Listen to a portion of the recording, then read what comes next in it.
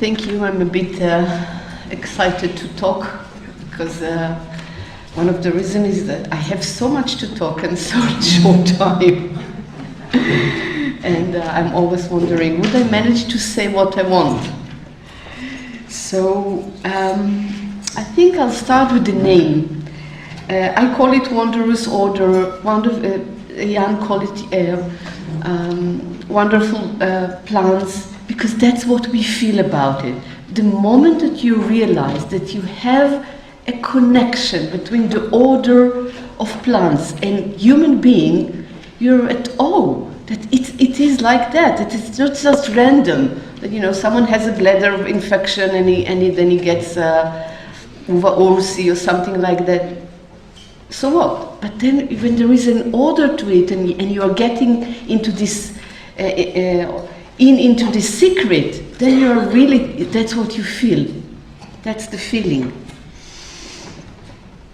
So I wanted to bring another aspect of the plants, and this is the connection between the evolution of man and the evolution of humanity, as it is seen through the table of plants. But I want to start with something, with a song, with the poet. I would say it's one of the most glorious nonsense poetry by Lewis Carroll from Alice in Wonderland. So, Misha, would you please read it? It's been a long time since I've read this poem. It's something that we have from our childhood, isn't it? The Alice in Wonderland. The Jabberwocky, 'twas brilliant, and the slimy toes did gyre and gimble in the way. All mimsy with the borrowbrows, and the mome raths outbreak. Beware the Jabberwock, my son, the jaws that bite, the claws that hack. Beware the Jubjub bird, and shun the frumious Bandersnatch. He took his vorpal sword in hand, long time the ransom foe he sought. So rested he by Tum-Tum tree, and stood a while in thought. And as in uppish thought he stood, the Jabberwock with eyes of flame came whiffling through the ugly wood, and burbled as it came. 1, 2, 1, 2, and through the vorpal's blade, when snicker-snack, he left it dead, and with his head he went galumphing back.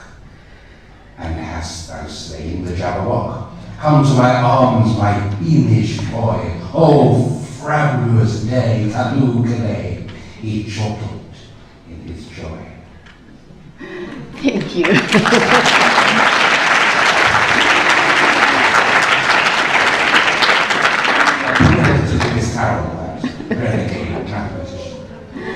Yeah, he was a mathematician, and well, the story goes that after Alice read or hear this story, she said, "It seems very pretty," Alice said when she had finished it, "but it's rather hard to understand." You see, she didn't like to confess even to herself that she couldn't make it out at all. Well, somehow it seems to fill my head with ideas, only I don't exactly know what they are. Well, however, somebody killed something. That's clear at any rate. And I oftentimes, when we hear all kind of ideas, we sit there and think, yeah, well, someone gave a remedy and it worked. That's what I can understand from the story. And oftentimes, to each of us, some ideas seem utterly inconceivable. We just sit there and we don't understand it. While to others it is like as clear as the sun. Of course, it is like that. What else it can be?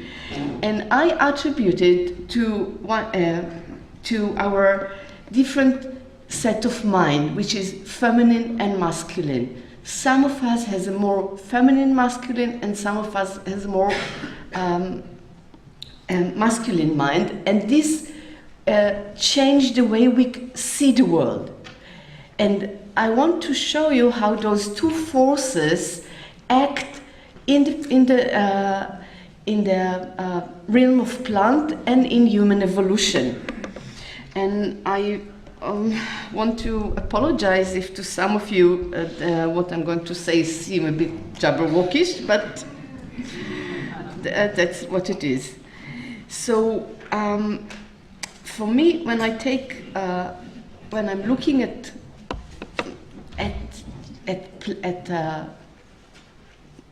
disease, at healing, and in the world, at the world at large, I'm asking. The first thing that I was taught as a student, what is health and what is disease? Because without this question, for me, I cannot answer anything else. This is like the reference.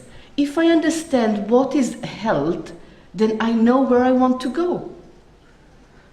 Because otherwise, I can, we give steroids and the disease goes away. What happened after? It's another question. So we need to ask that. That's the first thing that I think Hahnemann asked. What is a disease and what is health? And this is a question that you keep asking yourself over and over. What is health and what is disease? And and therefore you can answer what is to be cured in the case. Because it's everywhere, always in reference to this question. And when I ask in that connection, when I'm taking a case, I want to use all the information in it, and that is not only the craving. If a woman says, "I have a craving for olives," oh yeah, great symptoms. We have few remedies that go there. But if someone tells me that she has been married three, 4 times to an abusive man, isn't it as important symptoms as craving olives? I want to use it. If someone tells me that he feels that he's unable to express his emotions, or that he was in a trauma, in a war, and his whole story is about war, this is something I want to use. I want to be able to use it. Even if it's not in the materia medica as we know it. It is there, but we need to order it in order to see it. So I want when I started to think about the plants, one of the things that I wanted was to be able to use the symptoms, but also later on I understood that this will allow me to talk with the patient about what is happening to them and to understand them better. It's not about even the remedy, because when you have a system, you are able to and when you know a remedy, then immediately, if you put it in the grid, as Jan has said before, you know so much more about this patient. So when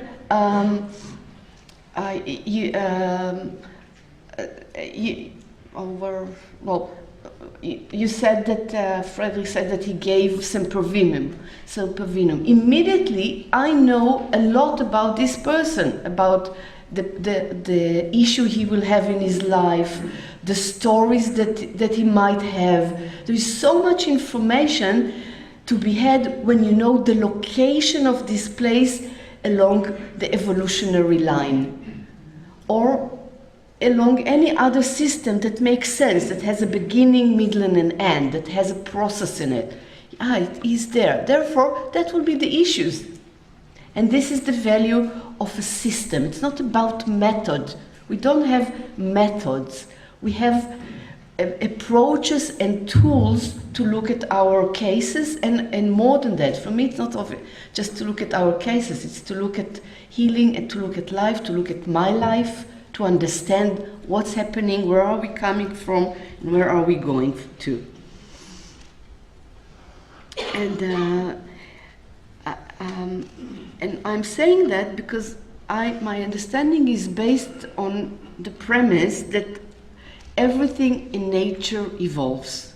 I was a botanist and ecologist in my past, and I think that's how I got my my understanding of nature. Everything has to evolve. If it doesn't evolve, it dies. Bill Gray said that we need to fertilize each other and nourish each other. Do you know why do we fertilize each other? Why is there fertilization in nature? Why don't we just reproduce by making the same replicas of ourselves? This is how actually nature started. The first organism were just reproducing by division. Sexual reproduction is needed in order to create change. When two different elements mate, they reproduce something different. So that means that, for me, that we need in homeopathy to accept the idea that homeopathy is going to change. And part of the problem and the fight that we have in homeopathy is saying, no, that can be, or that can be. It all can be. With time, we'll see what works for us, and more or less, but we have to change. That's what happened to everything which is living.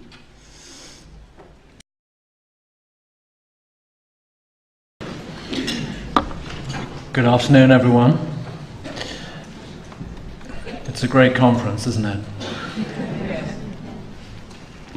Bill Gray said yesterday that homeopathy is the medicine of the future. And he's absolutely right, isn't he? And I was talking with Laurie Dack just earlier today, and we were both saying how much more we were learning at this conference than normally at conferences. And I don't know if you are finding that too, but I'm finding everything seems so clear and easy to assimilate. And I wonder if it has something to do with the fact that we are coming together in a spirit of sharing and embracing each other, and it just makes it so much easier to learn. So I'm going to demonstrate two cases, and using what I might call my method, but my method isn't really my method. It's a way of working which I've developed over 30 years of absorbing ideas and principles and techniques from colleagues. So it's really their method, but so the question is, which wildcat? So let's just have a quick look at the major themes in wildcats. And if you look at that, that's an awesome picture, isn't it? You think about what kind of a psyche goes to build a body and a posture like that. Confidence, pride, strength, poise. That's the feeling in a wildcat person. Number one theme, independent. So I'd never go on benefits. But there's a flip side, the shadow side to independence is you're on your own. It's a feeling you've got to do it all on your own. You're not going to be looked after by anybody. So there's two sides of the same coin. Number one theme. Two, honesty. Just saying it the way it is. What's the shadow side to that? Don't you dare lie to me. The absolute intolerance of deceit and very, very, like it says, I can tell if you're lying. And wildcat people talk about lying and honesty a lot.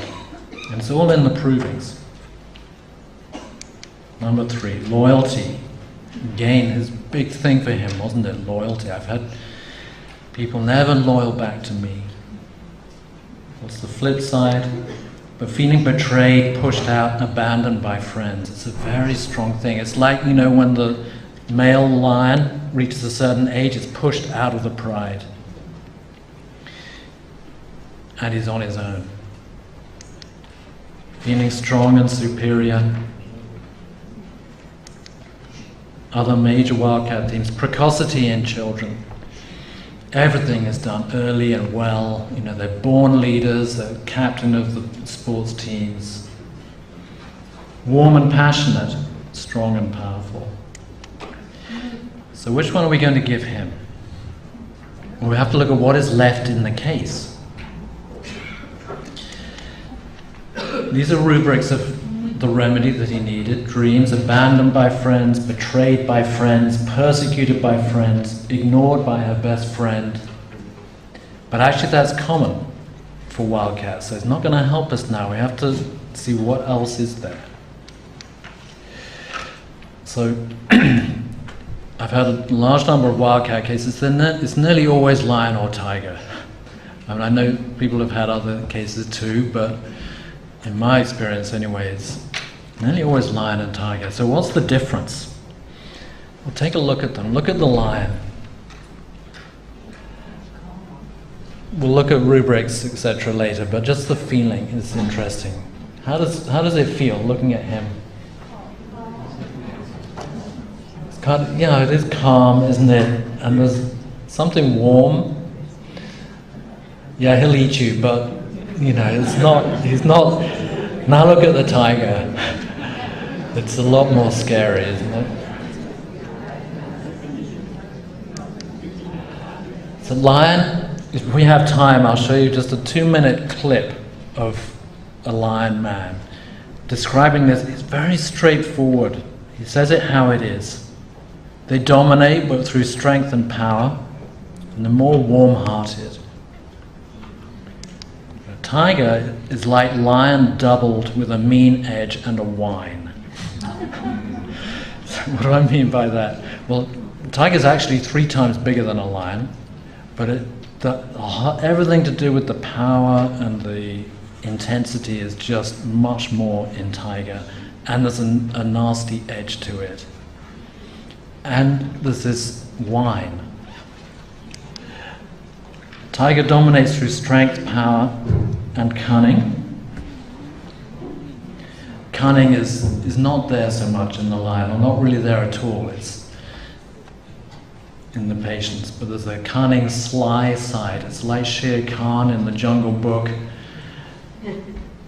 Will win by any means. There's more cruelty, an absolute intolerance of any kind of domination. And there's the reverence for the father.